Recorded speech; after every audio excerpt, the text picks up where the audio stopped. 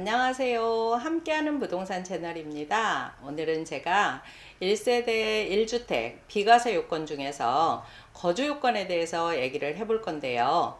지금은 전국이 거의 다 조정지역에서 풀려서 조정지역에서 해제되고 난 후에 취득한 주택은 비과세 적용을 할 때 거주 요건이 없지만 조정지역일 때 산 주택은 이걸 팔 때 비조정지역이라고 해도 2년 보유뿐만 아니고 2년 거주도 해야 된다는 거는 다 알고 계시죠? 또 비조정지역인데도 거주 요건이 있는 경우도 있으니까 이 영상 끝까지 시청해 주시면 좋겠네요. 먼저 1세대 1주택 비과세 규정을 보면은요. 1세대가 국내에 1주택을 2년 이상 보유하면 조정지역은 2년 이상 거주까지 하면 12억 원까지는 비과세 되는 게 이게 1세대 1주택 비과세죠. 이때 2년 이상 거주 요건의 핵심은 주택의 취득 당시를 기준으로 한다라는 거예요. 이 취득 당시라고 하면 계약일이 아니고 잔금일이에요. 그럼 지금부터 비과세를 받기 위한 거주 요건을 사례를 통해 하나하나 설명드려 볼게요. 첫 번째로 취득 당시 조정지역인 주택을 양도하는 경우 비과세 받기 위해서는 거주 요건이 필요하죠. 예를 들어서 2020년 3월에 A주택을 취득을 할 때 조정지역이었고 이걸 가지고 있다가 2023년 2월에 이 주택을 양도할 때 비조정지역이라고 해도 이때 비과세를 받으려면 거주 요건 2년이 필요하죠. 이게 대표적인 거주 요건 사례고요. 그 다음에 두 번째 사례는 많은 분들이 헷갈려하는 부분이니까 잘 보셔야 되는데요.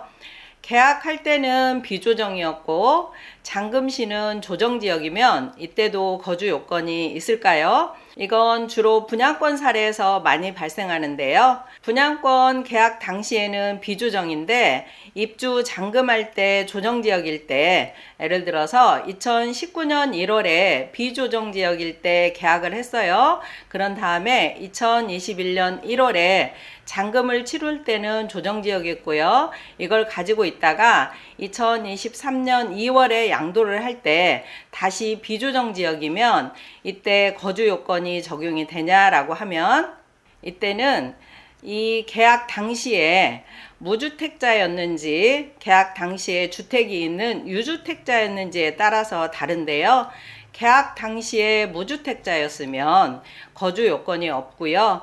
계약 당시에 유주택자였으면 거주 요건이 있으니까 이 부분은 주의를 하셔야겠죠. 이번엔 세 번째로 오피스텔 사례를 한번 볼게요. 오피스텔을 계약할 당시는 비조정이었고 잔금시는 조정일 때 이 오피스텔을 주거용으로 사용하다가 비과세 받고 팔려고 할 때 이때도 거주 요건이 있을까요? 아까 두 번째 사례에서 주택을 계약할 당시에 무주택이면 조정지역으로 바뀌었어도 거주 요건이 없다고 했죠. 근데 오피스텔을 2022년 10월 19일 이후 양도분부터는 무주택 세대가 조정지역 공고 전에 분양계약하고 조정지역 이후에 완공이 되어 주거용으로 사용할 경우 1세대 1주택 비과세 판정 시 거주 요건을 적용합니다 라고 되어 있어요. 그래서 이걸 주의를 하셔야겠죠. 그 다음에 네 번째, 요건을 갖춘 장기 임대주택하고 거주주택이 있을 때 이 장기 임대주택은 비과세를 판정을 할 때 주택 수로 안 보니까 이 거주주택을 비과세 받으려면 이 거주주택은 비조정이었어도 반드시 2년 이상 거주해야 비과세를 받을 수 있어요. 이것도 거주 요건이 있으니까 잘 보셔야 되고요. 이 거주주택 비과세도 이제는 평생 한 번만 가능하죠. 그 다음에 다섯 번째, 고가주택을 양도할 때 표 2의 장특공제를 적용받으려면 이때도 2년 거주 요건이 필요한데요.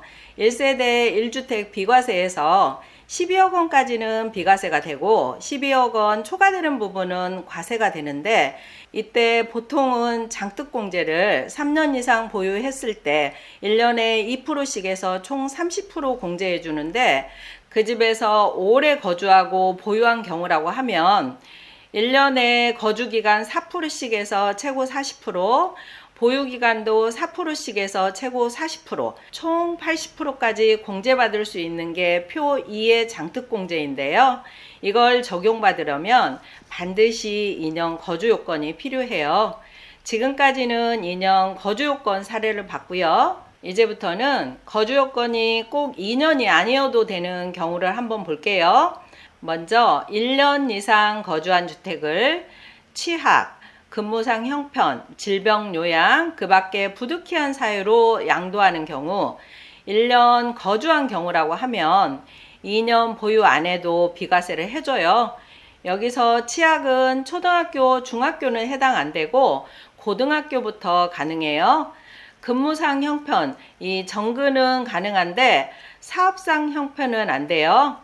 그 다음에는 사업 시행 인가일 이후에 재개발이나 재건축으로 집이 완공되기 전에 잠깐 살 집을 취득하는 주택을 대체주택 취득이라고 하는데요. 이렇게 대체주택에 살다가 새 집이 완공이 돼서 새 집에 들어가는 경우에는 1년 이상 거주한 이 대체주택은 2년 보유를 안 해도 비과세를 해줘요. 다음은 분양권이나 입주권에 일시적인 2주택 비과세 특례에서 종전주택을 3년 안에 팔아야 비과세가 되는데 3년이 지나서 종전주택을 팔 때도 일정 요건을 갖추면 비과세를 해주는데요.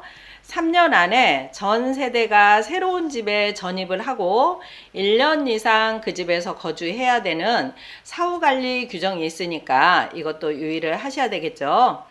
다음은 거주요건이 적용되지 않는 경우는 어떤 경우인지 볼게요.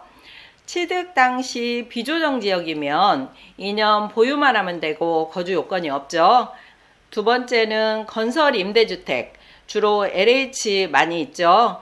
임대아파트에서 5년 이상 거주하다가 분양받고 팔 때, 이때는 그때부터 다시 2년 보유, 2년 거주해야 비과세가 되는 건 아니고 이때는 보유 및 거주 기간에 상관없이 분양받고 바로 팔아도 비과세가 가능해요.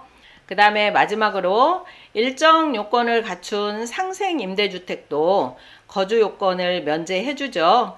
이 상생 임대주택이 뭔지 궁금하신 분들은 제가 위에다가 영상 링크를 걸어 놓을 거니까 보시면 좋을 듯 해요. 오늘은 양도소득세 비과세 적용을 할 때 거주 요건에 대해서 알아봤는데요. 세금은 아는 만큼 절세할 수 있으니까 양도하시기 전에 꼼꼼히 체크하시고 세무 전문가와도 상의하신 후에 매도하시는 게 좋겠죠. 오늘 영상 도움되셨다면 좋아요와 구독하기 꼭 눌러주세요. 감사합니다.